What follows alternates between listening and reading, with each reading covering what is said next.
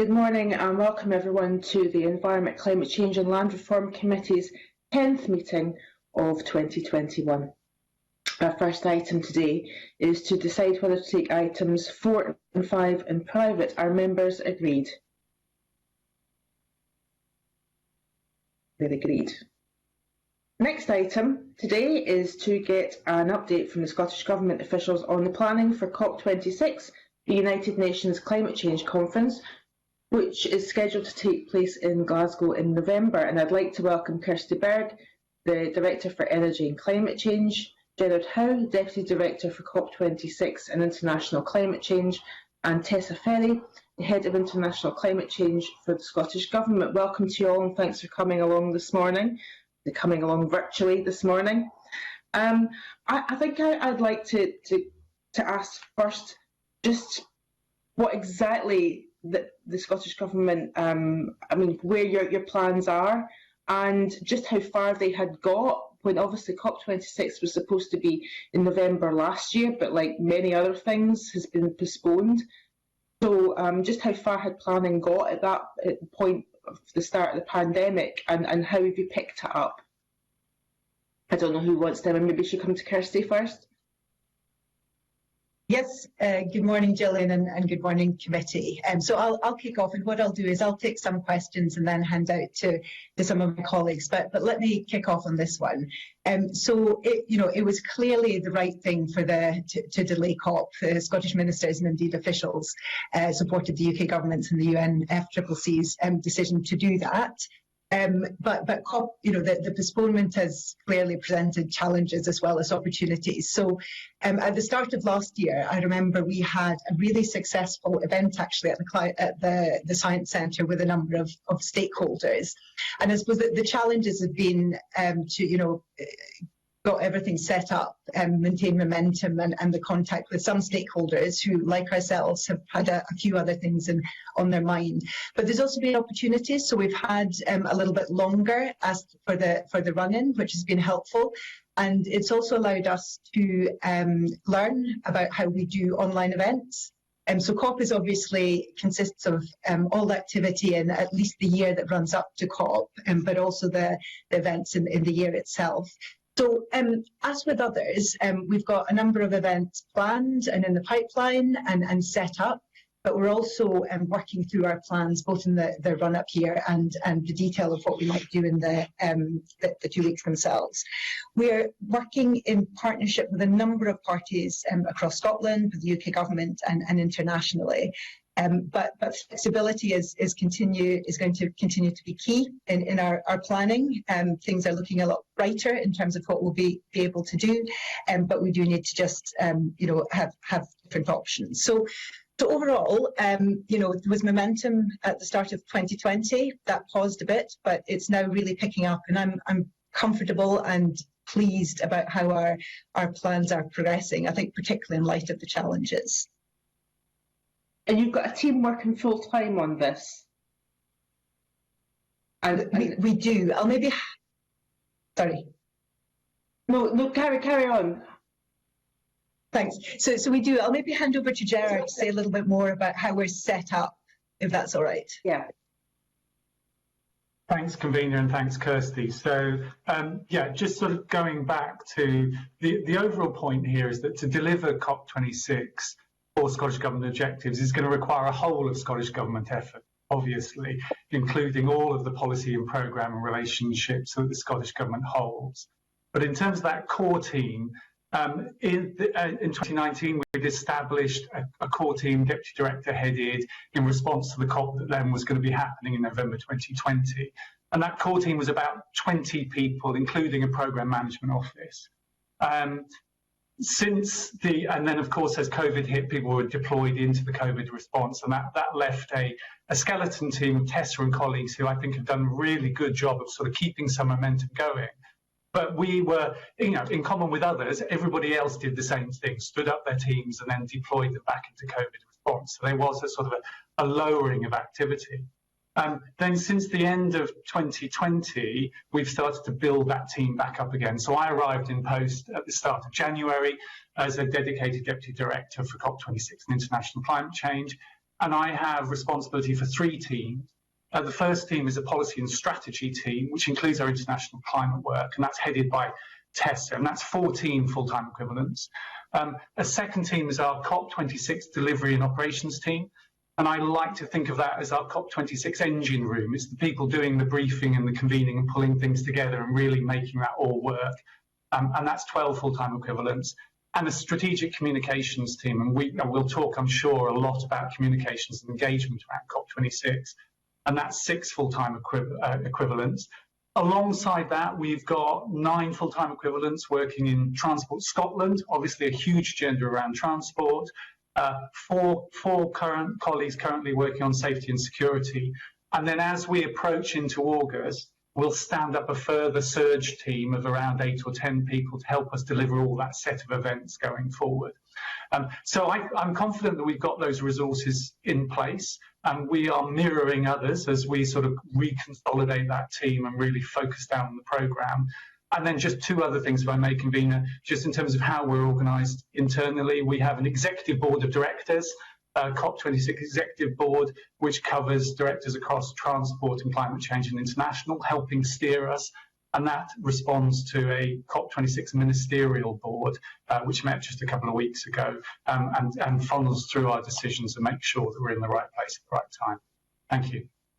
I mean, at this point, we're not out of the pandemic yet, and I think that anybody organising anywhere and working in anything always has to have contingencies and plan B's, C's, D's, and E's about how things might work. I mean, how are you managing the situation that we hope by November things will have got back to a bit of normality. But obviously COP26 may be slightly different than previous COPs, and logistically things might be more. Maybe we might have to adapt more to more fluid situations. How are you working around that?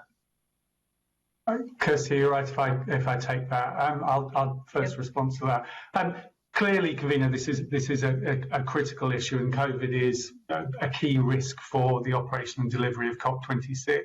And we're working really closely with the UK government through that, and they with UNFCCC and partners going forward.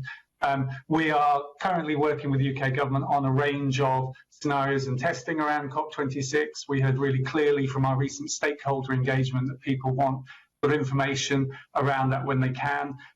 We will work that through, including with obviously Scottish Public Health advice and ministers, and then set out what is going to be possible. I think what we're saying to all of our partners, it's prudent in any case to be able to plan for at least elements of any programme to be virtual and online. And I think it's, regardless, as you say, Convener, we're probably going to be more online than we thought, but we continue to plan for an in-person event while ensuring the public health of Scottish citizens, UK citizens, and of course delegates themselves. Thanks. Okay, thank you. My colleague Claudia Beamish wanted to come in at the start here. Claudia? Yeah, thank you very much, Convener, and good morning to you all. This is a very useful and helpful engagement, so thank you. Could I ask if there's any likelihood of there needing to be any legislation in relation to the summit within the Scottish Parliament, and if so, what that might be? Thank you.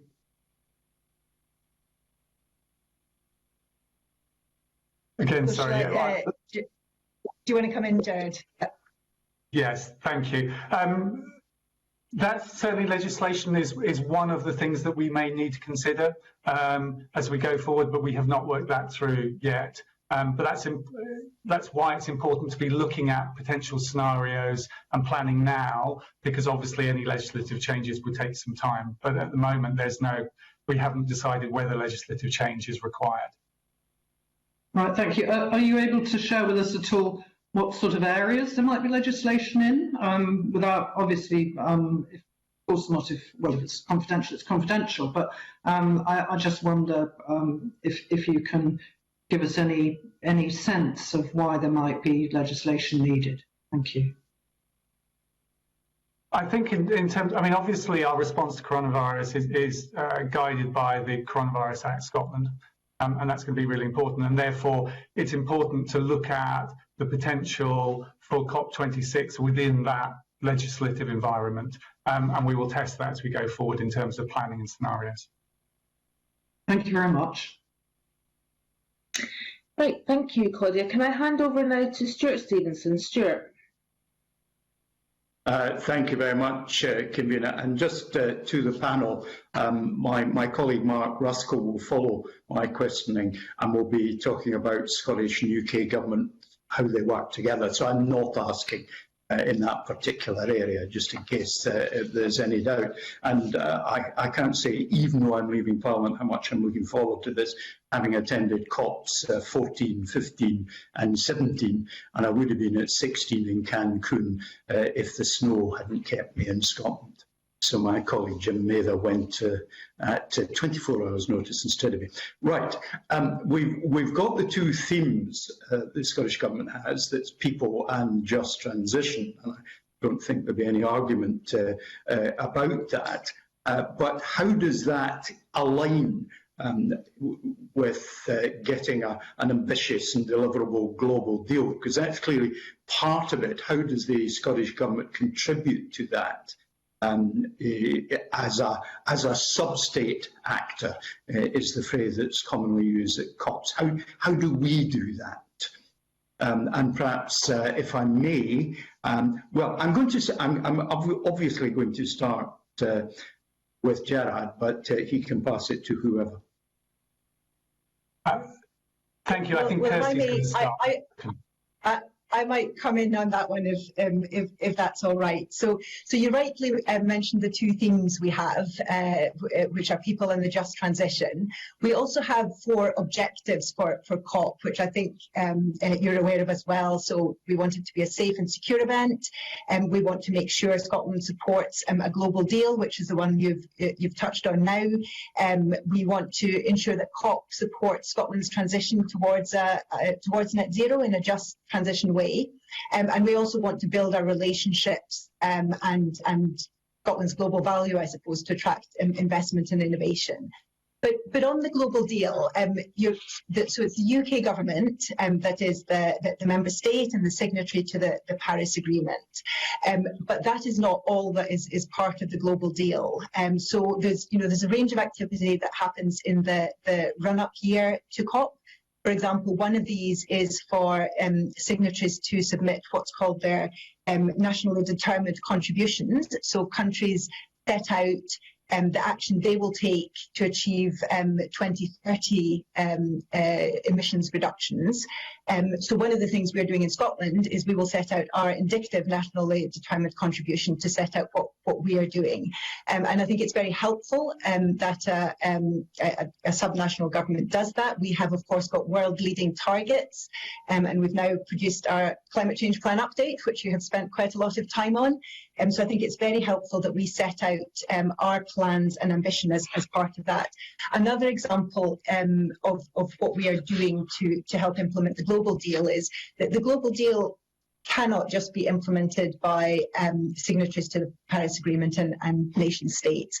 It has to be action on behalf of all parties, be that individuals and be that businesses or indeed subnational governments. So in Scotland, we are a member of what's called the Under 2 Coalition. So that's a very powerful group. I think there's about 220 countries involved in that. Covers about 1.3 billion people and a large share, I think about 40% of global GDP.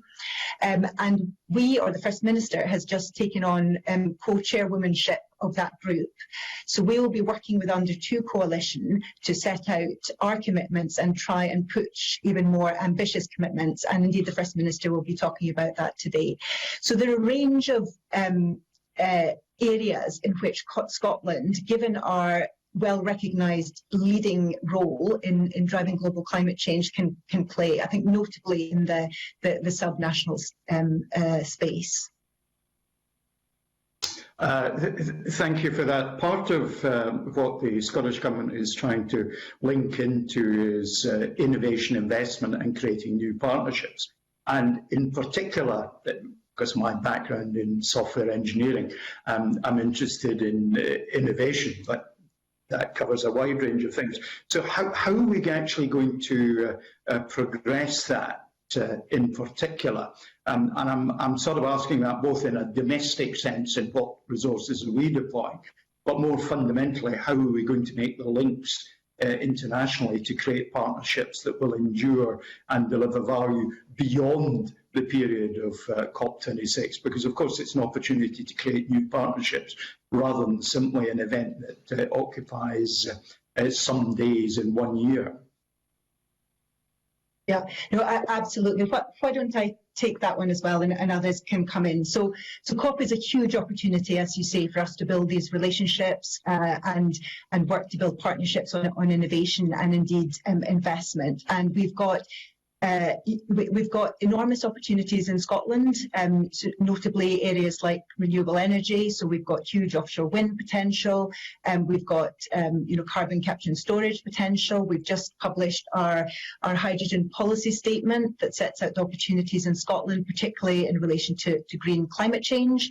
I believe Scottish Enterprise have just today published their report into climate-related innovation opportunities in Scotland. So they're clearly huge opportunities. So we are working with, we've done a number of events already. So for example, actually that's probably, I think there's one happening today. So Mr. Whalehouse is speaking in Brussels on how we promote hydrogen and develop hydrogen in the UK and Germany. So we're doing quite a lot of that already.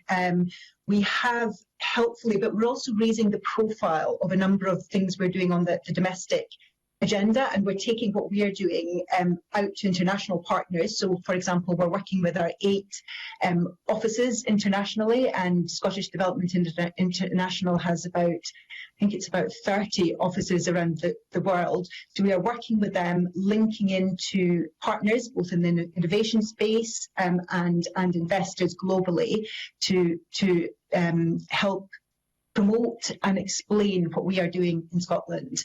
I'll mention a couple of things. So you might be aware we published our inward investment strategy last year. So that was in the run-in year to COP. I think we published it just before November, identifying inward investment opportunities, notably in renewable energy in Scotland. We have launched our green investment portfolio that was launched in September. And that identified 10 low-carbon investment opportunities in Scotland, so specific opportunities which we are helping bring to market, and that includes about 1.6 billion commercially viable propositions.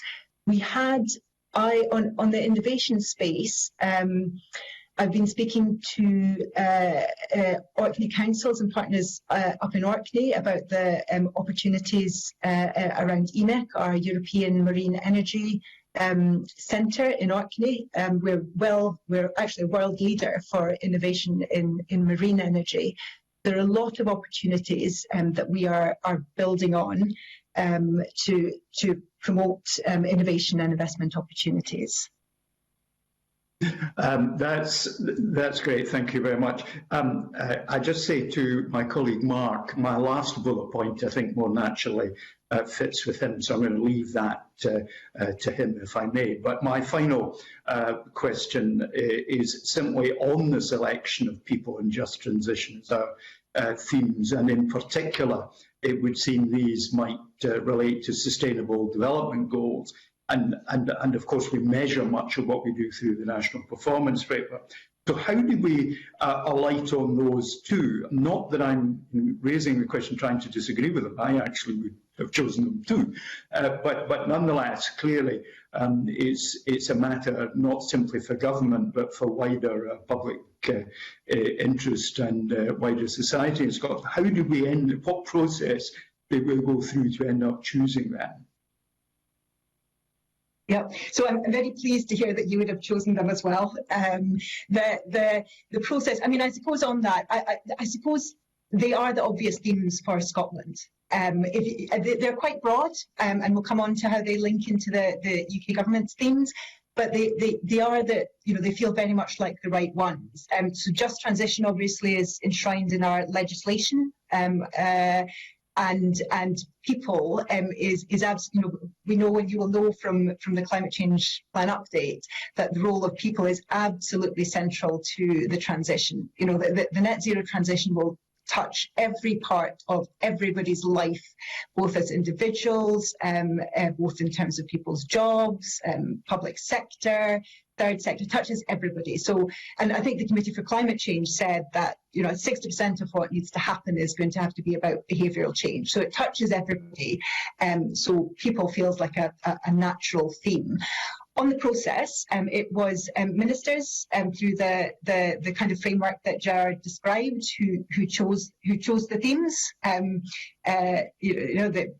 We as officials, we're entirely in agreement. They make perfect sense to us, and I think they are important themes. I think just transition is so important. It's hard. The just transition is hard. It's not straightforward, but it's so important that we keep an absolute focus on just transition on this. And of course, our Just Transition Commission is going to be reporting fairly soon, actually, so that will help play into our COP activity. We can talk about their recommendations.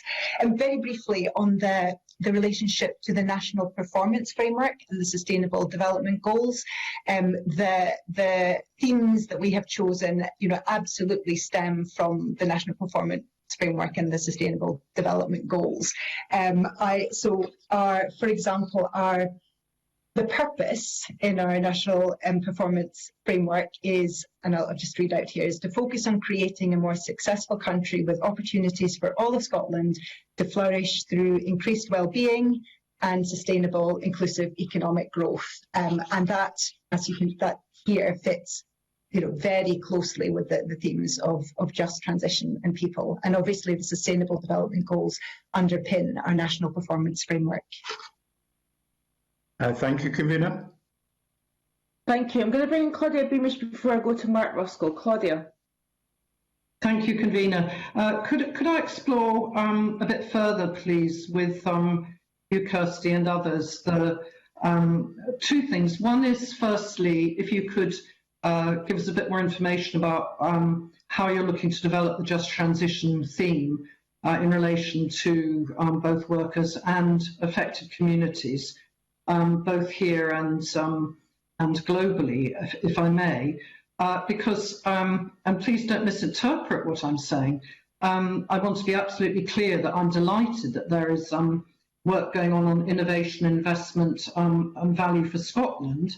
I also want to highlight, though, that in the Climate Change Act, the principles of climate justice are also there for the Global South, and I'm wondering how your themes of innovation and energy transitions and clean transport, and I'm not going to read them all out, but they're certainly very positive, how they're going to be connected with countries in the developing world, which did so little to cause climate change. Thank you. Thank you very much. I'll maybe hand over to Gerard on this one. There's obviously, on just transition, there's obviously the national or domestic dimension of just transition, but there's also, when we talk about the international aspect of it, we tend to talk about climate justice, but both parts are hugely important. So Gerard, are you all right to pick this up? Yeah, thank you. I'll say a couple of things, and also Tessa may want to come in after me. It's a really important point, actually, Ms. Beamish, and I think that there's real interest in Scotland's experience of this, and also how we think this through. And as Kirsty said, it's hard work, right? Thinking this through and making just transition real and meaningful for people. If you think about the connections between just transition and climate justice, those three elements of climate justice being about recognitional justice, procedural justice, and distributive justice, you can actually see how to recognise people's interests and entitlements, a procedure that takes people through and in a way dominated by equity, and understanding the distribution of costs and benefits of a transition is really integral to just transition. And certainly when we're looking at our own Climate Justice Fund, we're going to be looking as we go forward over this year of COP to think about other ways in which that Climate Justice Fund can be supporting countries and stakeholders to think that through. And so that's really important. It also applies to, and we'll talk about this more, I'm absolutely confident, to some of our programs supporting those coming to COP to represent some of those views. So we're really pleased. You may have seen yesterday on International Women's Day, we announced increased support to the Women's Environmental Development Organization, support women delegates and negotiators to work together to bring their perspectives into COP26 and to share some of that, but also to support work on gender just climate solutions, solar cooperatives, agroecology, those sorts of things. So it's absolutely interwoven in both our national offer here in Scotland, and I'll talk perhaps in a little while about things like our Energy Transition Fund in the North East and how we want to use that, as well as our international profile and our influence in terms of supporting people, as Kirsty said, across the Under 2 Coalition to integrate just transition into their work going forward. Thank you. Thank you. That's very helpful. And if it would be possible for you as a team to keep the successor committee updated as to details of how those plans are developing, because it's obviously fundamental to global climate justice, and it's very encouraging to hear that that work's going on. Thank you. Thank you. Mark, can I come to you? Mark Ruskell. Yeah, good morning, everybody. Can I ask you then about the relationship with the UK government and how that's panning out over COP26? I mean, there seemed to be a bit of a stooshy over venue bookings quite early on, but where are we now in terms of development of programs and alignment with that? Okay, why don't I take that one and then others come in. So the Scottish Government and UK Government has strongly shared equity in ensuring that COP is a successful event.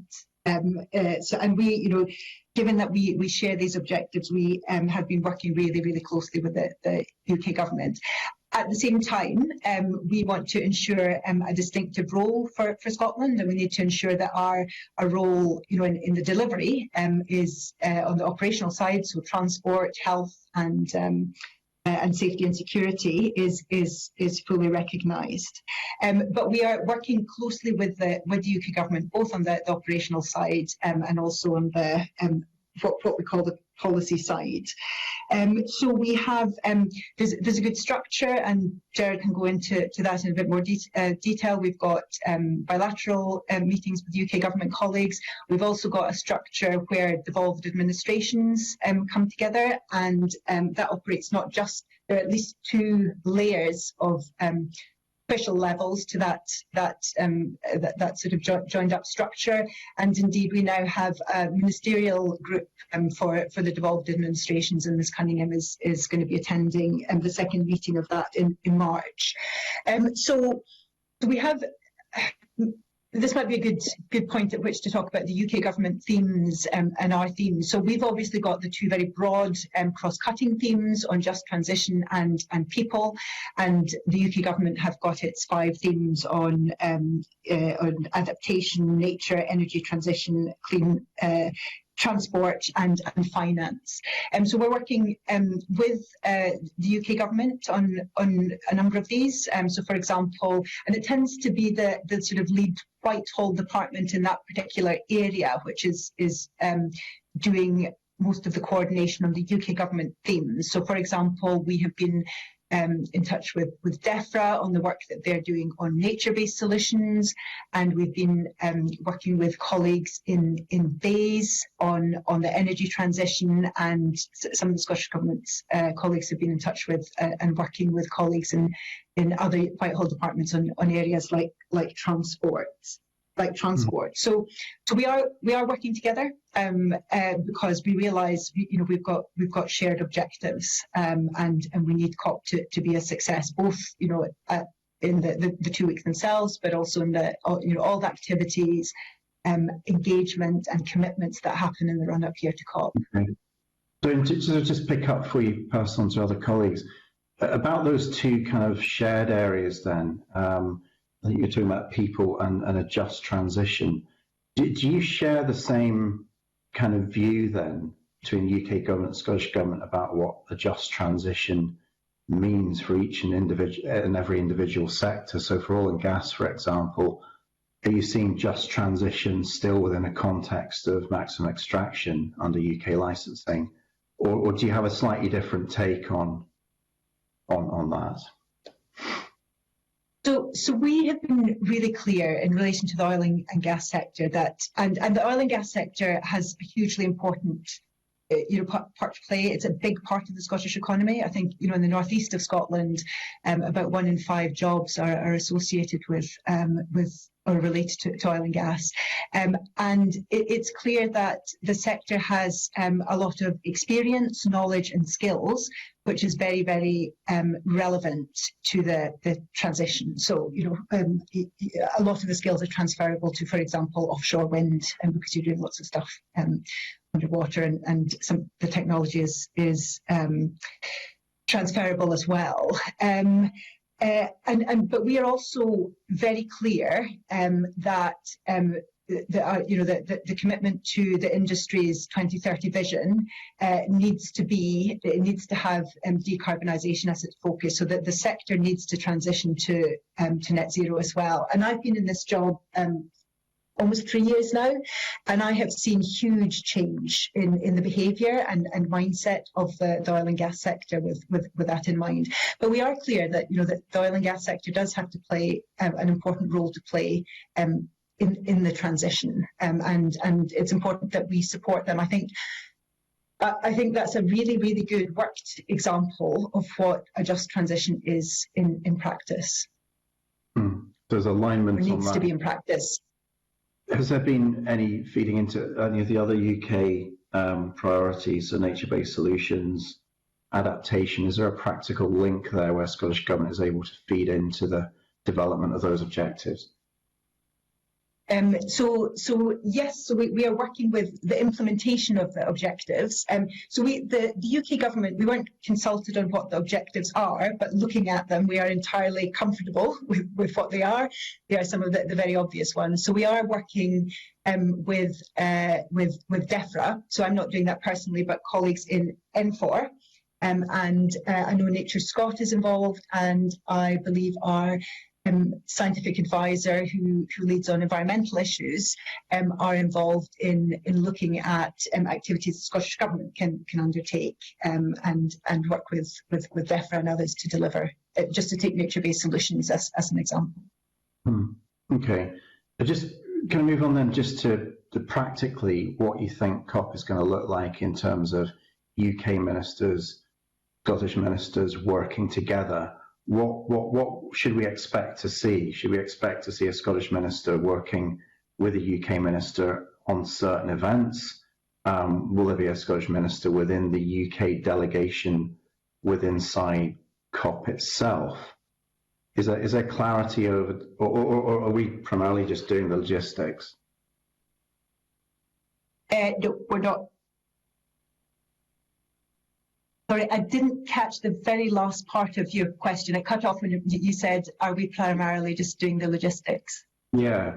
Is that our primary focus here, or are we going to see Scottish ministers alongside UK ministers, and in what context, what activities will they be in the UK delegation? So Scottish ministers and indeed officials have always been part of the UK delegation in COP. And we, firmly expect that to be the case this time round. So I was at COP 25. That was my only COP. It's the only one I've attended. Obviously, Ms. Cunningham was at COP as well. Can I check you can hear me? Because yes, we can. The picture's stopping a bit. Great. I'll just keep talking, and if anything goes wrong, let me know in the chat or audio. So as I said, Scottish ministers have been part of the delegation, and we expect them to be that this time round. And we firmly expect ministers to have an important role as part of the delegation. The First Minister will attend COP26. But exactly, what we do, we're still, looking at what the programme might be for the 2 weeks. I don't think anybody has a lot of things set in stone, no plans set in stone for the 2 weeks themselves. So I think applications have gone in for things like the green zone, but we firmly expect to be working with UK government ministers as part of the delegation. To be clear, we are not part of the negotiations. The UK government leads on that, but we are and have been in the past part of the delegation. Okay. And my final question is about the I guess the kind of how you've used this as an opportunity to further your own international relations. I mean, you mentioned earlier on the Under 2 coalition. Are there other particular international relations that you want to reach out to develop through COP26, say Nordic Council or other groupings? Yeah, so there are a number. So COP is a huge opportunity to reach out to a number of parties, both in the economic space, but also, much wider. I don't know, Tessa or Gerard, would you like to come in on this? Thanks, Kirsty. I can come in on that if that's okay. So I think, yeah, absolutely, as everybody has said, COP is a really excellent opportunity for us to build our relationships, but also to enhance our existing relationships, and to utilise the relationships that we have and that we will build in order to deliver our COP objectives. I don't think we see this as a kind of one-way street. This is something that we want to try and contribute to, as Gerard and Kirsty have set out, delivering an ambitious global deal. So I think we'll do this in a number of ways. As Kirsty's already said, we will really be showing what Scotland has to offer. That'll be both in terms of our kind of legislative commitments, but also in our values around climate change. So the fact that justness and fairness is at the heart of our work is something that I think is a really strong offer from the Scottish Government. We'll be publishing, I think, as Kirsty has set out, our indicative nationally determined contribution, and it will be framed in UN language, which will be part of us telling our story to the world. And we're also looking more generally at a communications campaign that are currently planned to go live in summer, which will be internationally focused and which will show to the world what we're planning. In terms of our kind of new and refined partnerships and shared interests, as Kirsty has mentioned, we've got a programme underway with kind of EU meetings. So Mr Wheelhouse is going to be at an event today on hydrogen, and last week Mr Macpherson was on an event on just transition and looking at the correlation between the work in Scotland and the work in the EU around their Green New Deal as well. And you might have also seen that last week the First Minister also met John Kerry, who's the US climate envoy, to talk about kind of shared opportunities and ambition for COP as well. We also think that there's a lot... Sorry. I think, just very quickly to mention as well, that this climate will be part of all our international work, I think, this year. So as well as the work that we'll lead on bilaterally and with the Under 2 coalition, will also be in terms of our kind of trade work, and we're looking ahead to, for example, the Dubai Expo, and making sure that we've got links between our COP work and our work on trade as well. And then I think, to speak to Ms Beamish's point, we also want to make sure that we're working with our international development partners, and it's not just about what we can get from COP, but also how we can support the global south as well. Thank you. Thanks for that full answer. Mark, can I move on now? Can I come to Liz Smith? Liz? Thank you, Convener. Assuming that the COVID data goes in the right direction, which it is now, could I ask you what your plans are for the sort of main staging post between now and COP26 actually happening, and what you see as the sort of main events in the lead up to COP26? Gerard, are you all right to take that one? Be Tessa again that was going to work through that. Thank you. Right. Thanks, Gerard. Yeah, so I think there are a number of international focused events and domestic events that we'll be working towards. But I think it's fair to say at this point we'll be finalising and refining our programme after the election as well. So I think at that point we'll be able to give more detail about what is planned in the pre-COP period. But just to give a flavour, I think, of some of the staging posts that we have in our mind. So in May and June, there's going to be the big UNFCCC intersessional, which is the meeting of the subsidiary bodies, and that's an incredibly important staging post in the run-up to COP. We're also looking ahead to COP15, which is of the Convention of Biological Diversity, to make sure that we're looking at the link between both the climate and the biodiversity crises. We will expect to take part, I think, in London Climate Action Week, which again is expected to take place in summer. And then in September, we were looking towards New York Climate Week, where the Scottish Government has historically had a kind of part to play. And last year, the First Minister and Ms Cunningham also participated in events.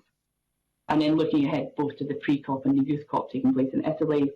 And then things that we already have a seat at the table would be around the British Irish Council and the Energy Ministerial, which I think is planned for autumn. And then in Scotland, we've already, sorry. I was just going to ask you, do you foresee, I mean, hopefully by that time it will be easier for people to come to Scotland physically. Should that be the case, do you foresee a lot of opportunity for Scotland to showcase some aspects of climate change where they've obviously been doing reasonably well? I mean, do you believe that that sort of worked into the showcasing of the sort of programme event, just, you know, perhaps in the month before it? Yeah, absolutely. So I think in the kind of sort of immediate period before that as well, we'll be also looking at Scotland Climate Week, which normally sort of take place in autumn, and we'll be looking at how we can make that a pre-COP event. And then another big event that's planned for October is the TED Countdown Summit, and the Scottish Government has sponsored a TEDx Glasgow event. So that'll be kind of very international focused, and will give us hopefully an opportunity to really show to the world what we're planning. But yeah, that's absolutely at the heart of what we're doing, is showing what the good that's happening across Scotland, not just Scottish Government. So in other words, you've got a little bit of autonomy about the kind of things that you would want to showcase. That you don't have to go through UK government channels to do that in the lead up. Is that correct? No, I think that's correct. I think we've got full control over our part of the programme. Okay, thank you, convener. Thank you, Liz. And now can I come to Angus MacDonald? Okay, thanks, convener, and good morning to the officials. If we could maybe look at the dedicated space at COP26. We know that originally the Scottish Government had secured the Glasgow Science Centre as its own venue. However, it's now been incorporated into the Green Zone. So will the Scottish Government have any dedicated space in either the green or blue zones? And if, as I suspect, we're not to be given space there, how will the Scottish Government get in the room? And how can it achieve its aim of playing a full part in securing an ambitious and deliverable global deal at COP26? Thank you. Tessa, as you're on a roll, are you all right to take that one as well? I think it was going to be Gerard to take this one. Oh dear. Don't worry. I'm clearly not in a roll. Sorry. We're still working through our choreography. Thank you, Mr. MacDonald. It's really important. I mean, I guess my first reaction is there are a lot of rooms at COP26 that we all want to be in, but I think you're absolutely right to look at those sort of, if you like, those three bundles of areas. So the blue zone, as you know, controlled by UNFCCC, the green zone, the non-governmental zone with the co-hosts of the UK and Italy, and then all of the space around it, both in Glasgow more broadly, and I'll say something about that. In terms of within the blue zone, we'll have space within the blue zone as in previous years as part of a UK pavilion. And we'll be working with the UK government on that. So with the joint UK pavilion, we'll be starting to talk about proposals for how we want to use that space with the UK government and our colleagues across Wales and Northern Ireland beginning in April. So we absolutely see that. We're also talking to other partners with Space in the Blue Zone about where there might be some read across to some of our initiatives names. So our Chief Scientific Advisor is talking to the United Nations Environment Programme and their Global Peat Initiative about potentially Scotland joining in with a pavilion focused on peat restoration. I mean, and you know from your own scrutiny of the Climate Change Plan update how important peatland restoration is, and also what a good story Scotland has to offer on that. So I think that's another important point inside the Blue Zone. In terms of other proposals within the Blue Zone, the UNFCCC obviously manages a lot of this space, and they are really only opening up their ideas for proposals within that in the summer of 2021. So there's still a way to go on that. In terms of the green zone, it's a non-governmental space, and you'll be aware of the expressions of interest that organisations were invited to submit to the UK government for space within the green zone. We worked to publicise that, so we've sent out a couple of notes to our colleagues across Scotland about the deadlines and also where applications were more numerous and where they were less numerous. So, for example, before the 5th of March and the deadline, there were still fewer applications around cities and built environment and on finance, and so we were encouraging Scottish stakeholders to bid into that. We've also asked Scottish stakeholders if they wish to share their expressions of interest with us, so that we can look at those and connect them if necessary and potentially pick up some of those. So that's within the green zone, and we'll continue to champion a really strong Scottish offer there alongside the broad span of UK offers. And then more broadly, in terms of space outside of those two zones, we absolutely expect to have space within Glasgow and exploring options on that, including obviously with our colleagues in Glasgow City Council. An emerging option is the Gallery of Modern Art, and we also know that Glasgow City Council is opening up the Fruit Market for event space. The usual sort of security assessment has been made much more difficult as a consequence of COVID, unsurprisingly. And we're also talking to a whole range of partners. I've spoken to almost all the universities across Glasgow and Scotland, and we're holding a universities engagement event on the 22nd of March, but also talking to others who booked space, so others going forward on that. So I'm confident that we'll have a range of spaces in which Scottish Government and broader Scottish interests are represented. Thank you. Okay, thanks for that. And on the open call for proposals that you mentioned, which closed on the 5th of March, would you say that Scottish agencies are playing a full part in seeking access through the UK Cabinet Office scheme for activities in both the blue and green zones? Thank you. Having spoken to the official running that application process in the Cabinet Office a few days before the end date, they said there had been a very good response from Scottish stakeholders. They wanted more because they want the broadest response possible, but certainly Scottish stakeholders were very well represented. They were keen that we had more coming forward, proposals from SMEs and businesses, and so we passed that message on through our Scottish enterprise colleagues to try and enrich that side of the picture. And though whilst we are not assessing those proposals, those are going to be done by policy colleagues in the UK, we'll of course talk to our colleagues in the UK government through the devolved authorities mechanism and through our policy engagement to make sure there is a good rounded picture of UK engagement. Okay, that's certainly good to hear. It would be good to get some detail on how firms in Scotland can submit applications to trade stands, for example. I have a couple of companies in my constituency who are keen to engage. So if any information that you have on how they can go about that would be helpful, if you could send it to the committee or me. We'll certainly do that. There are actually 11 separate opportunities for UK organisations to have presence at COP. The green zone is one of those, but we'll certainly circulate that setting out of all those opportunities.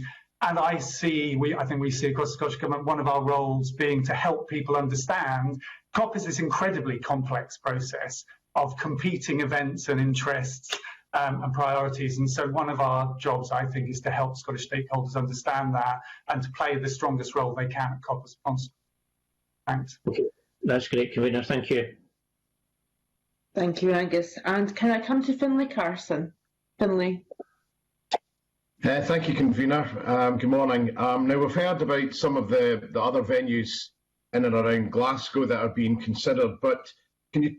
We understand that there may be some work to look at how Marine Scotland vessels could be used in Edinburgh and other buildings in Edinburgh.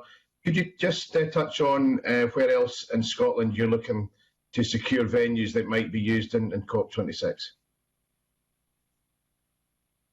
So Gerard might be able to say more about venues, but I mean, we want COP20. We're really pleased to have COP26 in Glasgow, but we do see it as an opportunity for the whole of Scotland. So we are working with the enterprise agencies, for example, because they cover the business aspect of the whole of Scotland, to look at what we can do and how we can raise profile of Scottish businesses.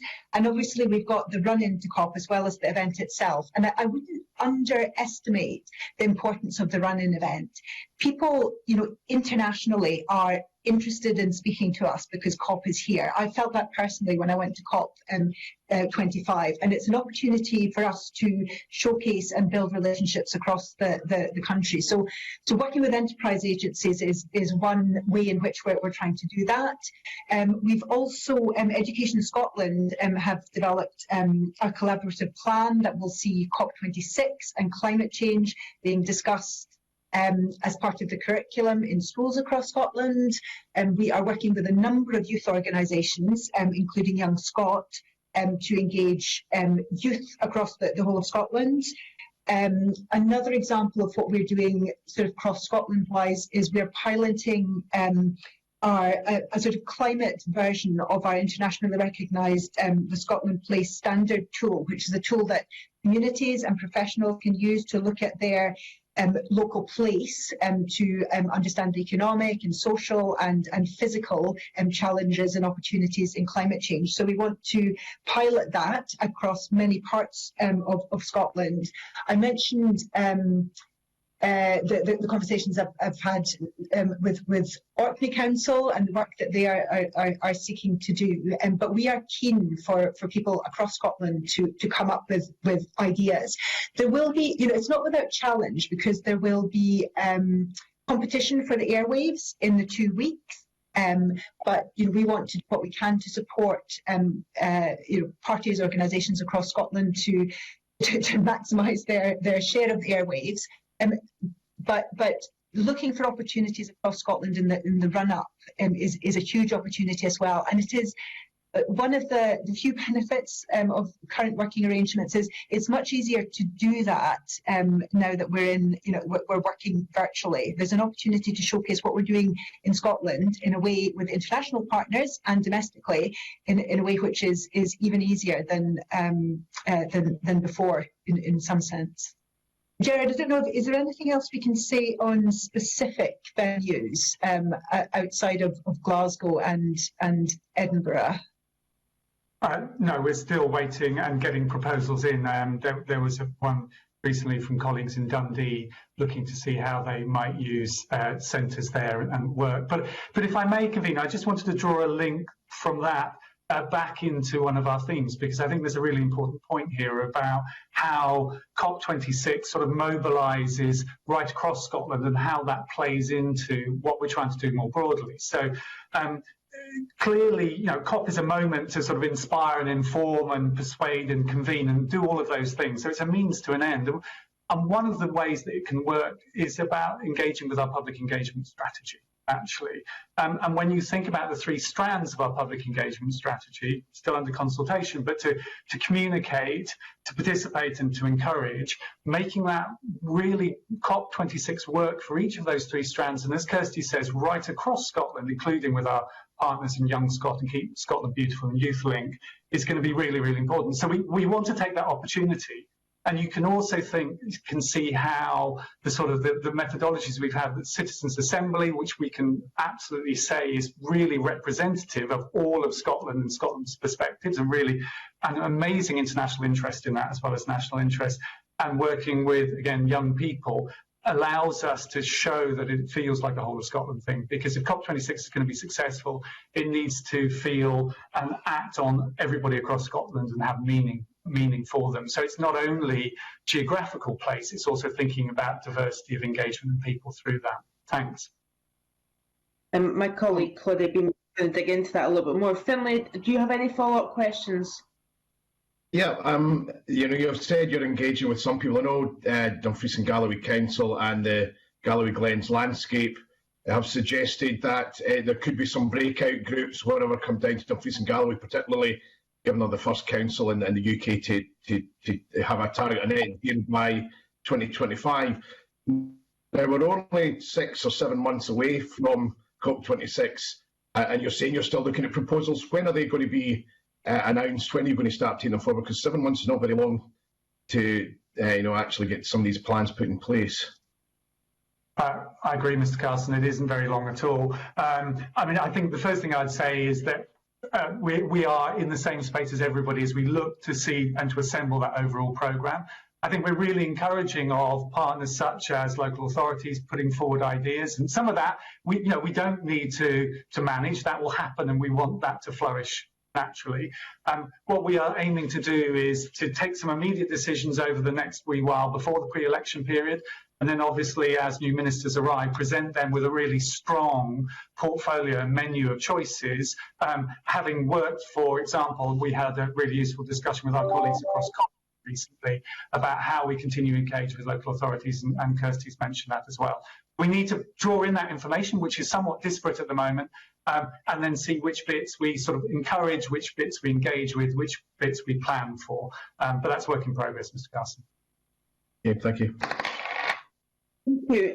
Mark Ruskell has a very short question. Do you have plans to facilitate public protest?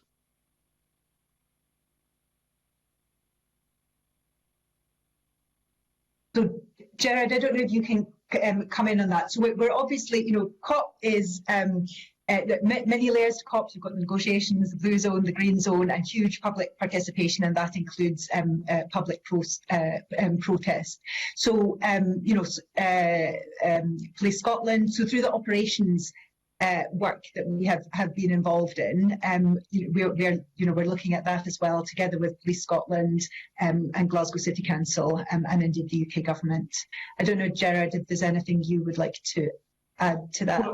Well, just to add, Kirsty, that as you'll know, a convener and committee, COPs are designed to encourage and facilitate protest, to encourage and facilitate those voices. And absolutely, as Kirsty says, core to Police Scotland's work is to facilitate peaceful protests, and that's really important. And we are engaging across the delivery board, including the overall costs of that, but also the procedure on that. So yes, we will do, because it's fundamental to the whole spirit of COP. Thanks.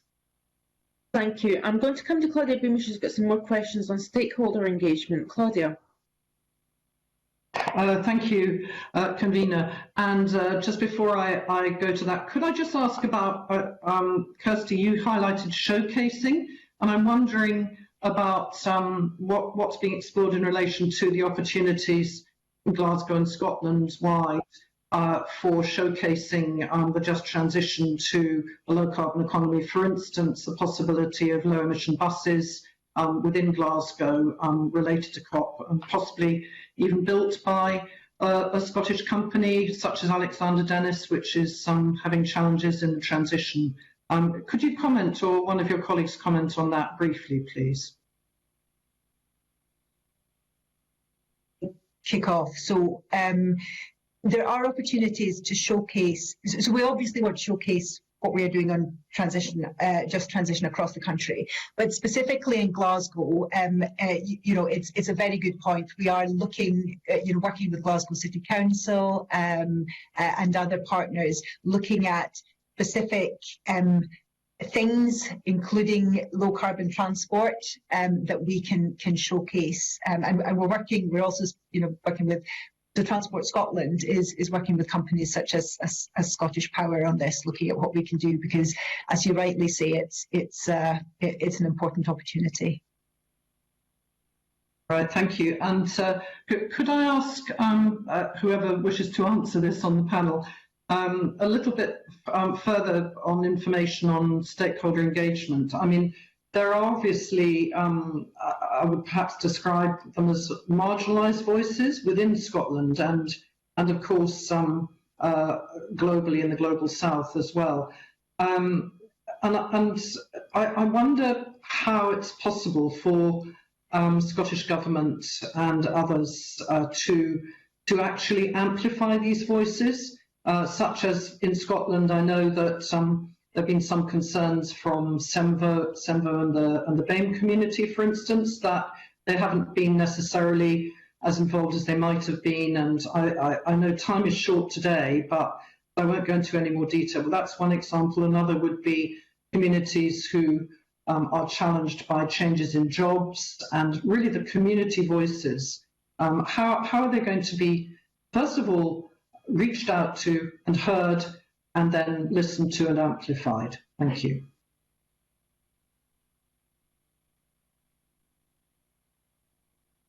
Thank you. Gerard, do you want to take, you're right to kick us off on that? I will. So why don't I say something a little bit on the national side, and then Tessa might want to say something on the international side, because I think that's really important. It's a really important point. If we want this COP to be, if one of our themes is people, then inclusivity is part of that. And again, we've talked about the importance of a full representation on that. We are talking to people such as Stop Climate Change Chaos, who've got links into community groups, the COP26 Collective, who also represent, I think, a really broad range of voices.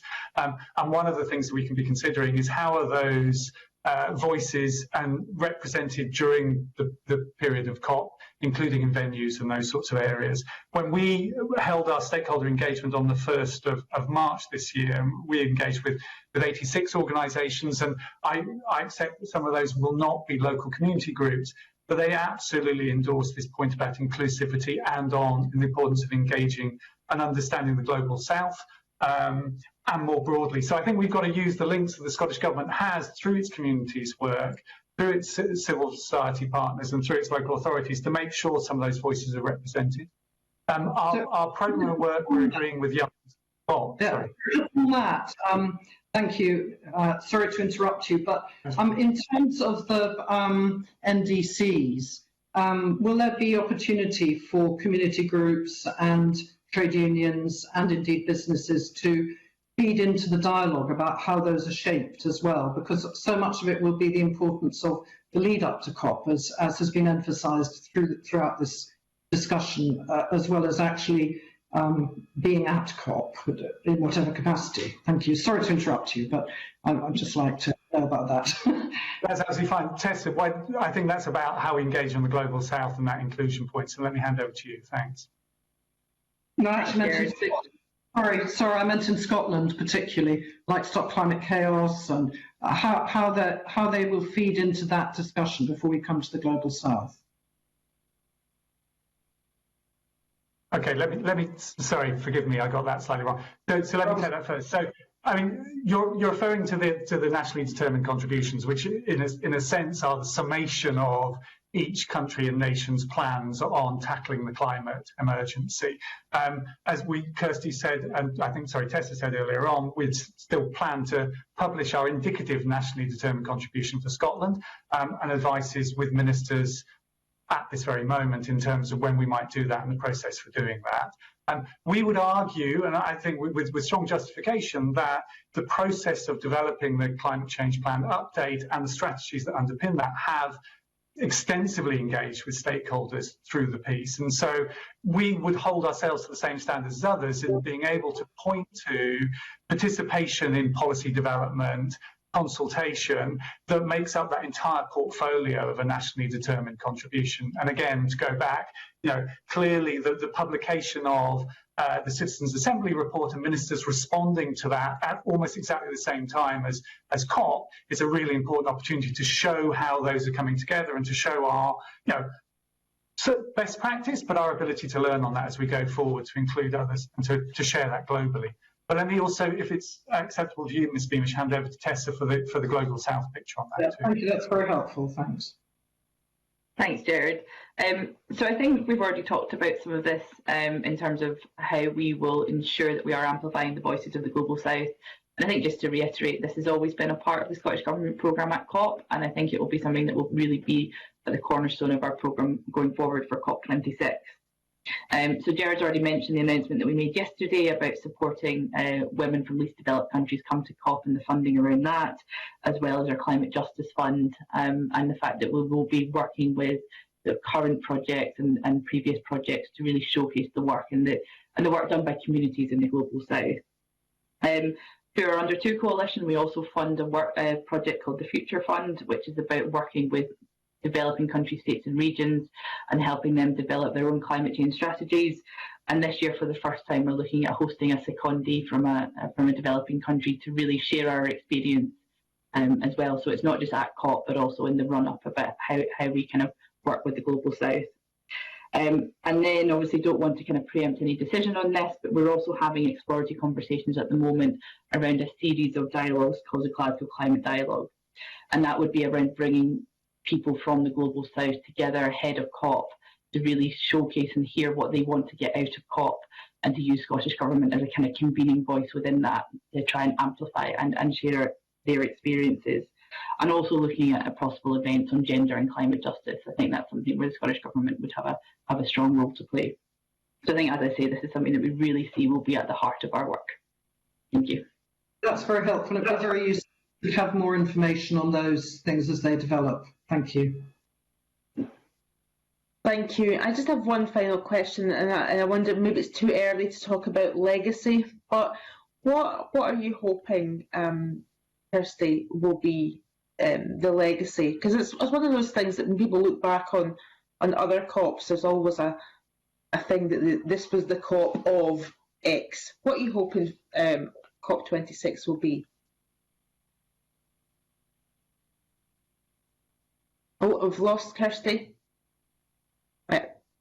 Maybe I'll come to one of your colleagues. I'm happy to start, and then Kirsty can come in. So you're right, Ms. Martin, it is early. I think we would all hope that this is the COP of delivery, actually, and I think that accords to what we want to do in the Climate Change Plan update. But really, the whole point of this COP is to say, not only do we need really ambitious nationally determined contributions that get us to within the guidelines set by the Paris Agreement, but we need to see the resources and the plans and the commitments that credibly get us there. And so that's, I think, would be this COP. If I was going to choose one word, it would be about delivery. And in terms of a legacy, I think it's really interesting. The legacy will be for Scotland about how we implement the Climate Change Plan update, but also what our next climate change plan looks like. And it would be, I think, really encouraging to be able to say that our climate change plan in 2023 was shaped by that legacy of delivery, convening and additional energy, and realising all those assets in Scotland to help to continue that path to net zero through Just. Thank you. That would probably be a good moment to end, but my colleague Mark Ruskell says that he has just a short question. Mark. Yeah, it was good to hear about the work on underrepresented voices, but I wondered if there'd be any thought to those voices who've perhaps been overrepresented at previous COPs, particularly corporate interests who've been able to sponsor events and get unlimited access to decision makers.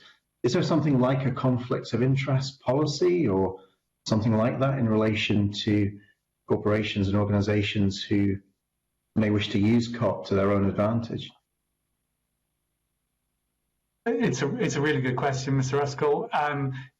It's not something that we hold, but we're also aware there's a very strong campaign about the voice of oil and gas sectors at COP. But again, as we described, if you're going to think about a just transition, it's really important you're talking through those sectors. So there isn't, we don't hold one. I'm not aware of whether the UK government does or not, but we can return to committee and let you know that. We do have Kirsty back, and Kirsty, you maybe missed my question, and Gerard was talking about what you hope the legacy will be for this COP. I wonder if you get anything to add with what you hope it will be. So I didn't hear Gerard's answer, but let me try and let me see if we're consistent. Match. Sorry? Let's see if they match. So I mean, our expectations of the legacy we want to leave for Scotland is very much reflected in our themes and objectives. So the themes we want to promote a just transition internationally, but also deliver it domestically, and likewise we want people to be engaged. And we want COP to be successful for the obvious reasons. Because it's in Scotland, people will associate it with Scotland, but it is really important that we reach a global deal. We also want to use COP to really drive implementation of our own climate change action, as we've set out in the Climate Change Plan update. And we will be monitoring that on an annual basis. We monitor our emissions reduction. So that will be a test for us, whether we are really making progress. And sort of linking that to the people theme, engagement is getting engagement from all parts of society, and we've talked a lot about this today, from individuals, from businesses, from the third sector, from the public sector, getting engagement to understand and, where possible, support government policies, for people to want to take action themselves are absolutely critical. So another legacy, and something that we will want to measure ourselves again, is have we really made a step change in how people in Scotland engage with climate change. And I guess Gerard and Tessa have both made this point, but we see our work on climate change in Scotland.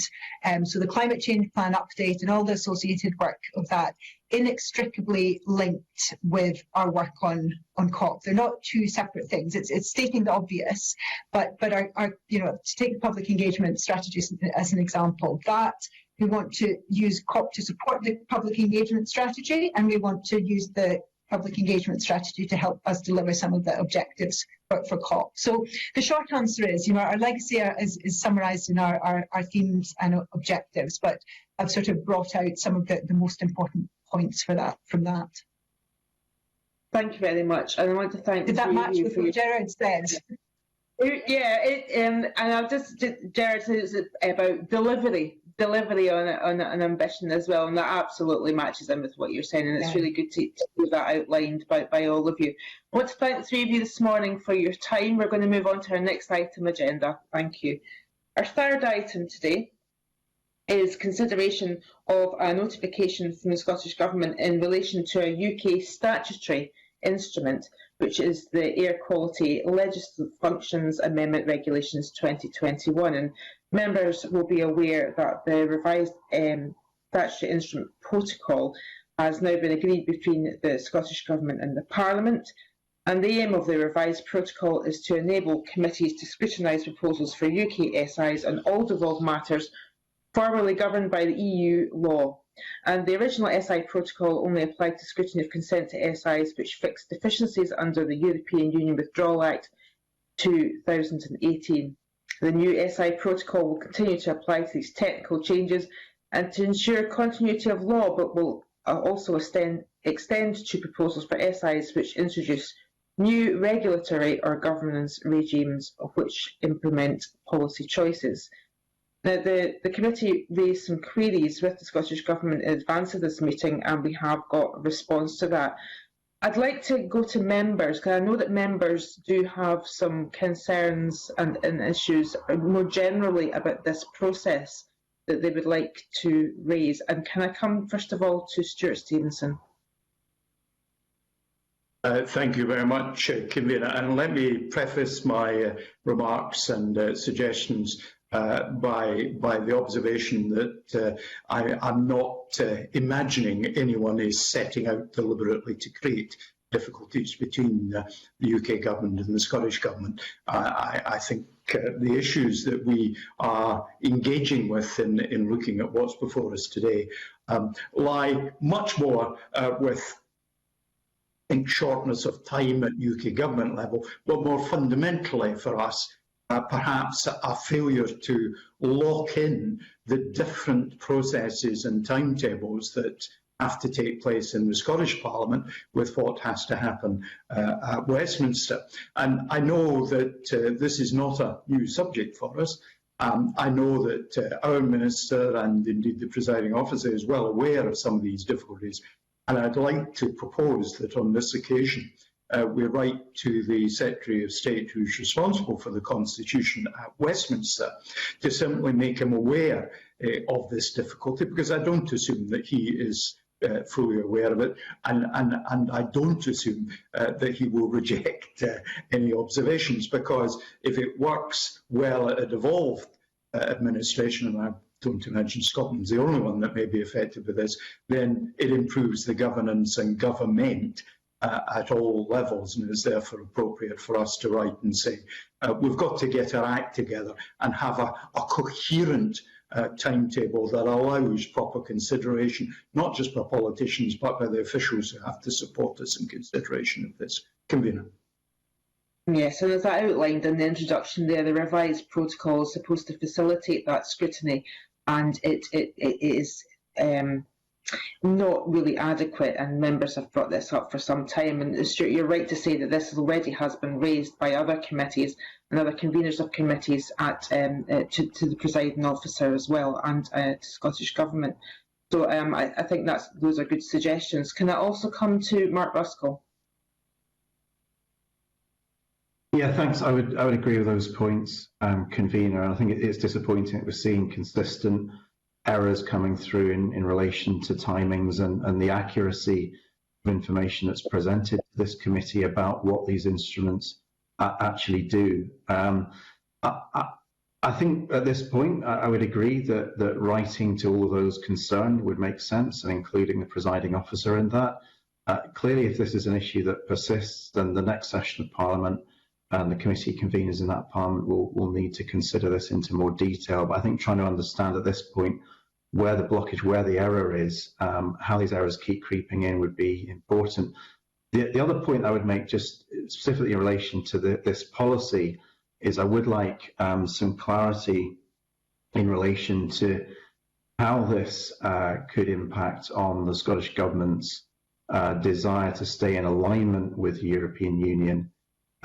Because effectively, although I see the logic of having a UK minister effectively, administering this particular instrument, if it were the case that the European Union decided to, take air quality standards in a slightly different direction, that would then potentially cut across the Scottish Government's desire to stay aligned with Europe. So I'm not raising an objection to this at this point, but I would like to seek some clarity from the Scottish Government as to how likely they think that would be.